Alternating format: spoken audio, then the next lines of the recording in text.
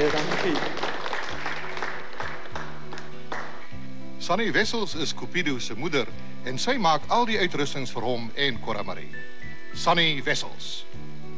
Hy het mos by Cora Marie se toergroep aangesluit nadat hulle hom bande van hom ontvang het en goedgekeur het.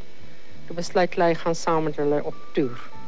En dis toe waar die moeilikheid begin het. Hy wou graag spesifieke klere aantrek en kon dit nêrens kry nie.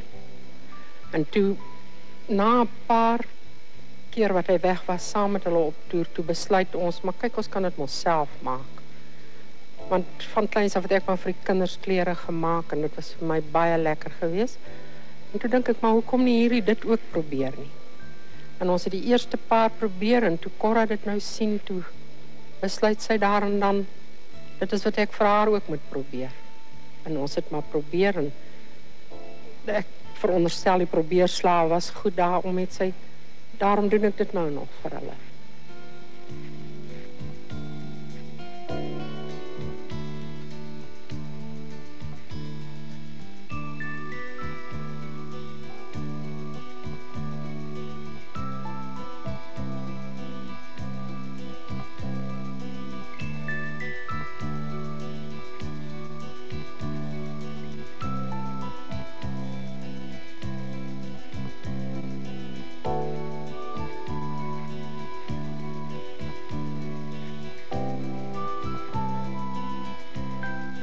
Wie besluit oor die ontwerp?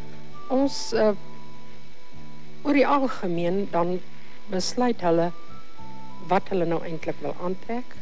En Cora sien byvoorbeeld 'n mooi prentjie van 'n mooi rok of 'n mooi blousie.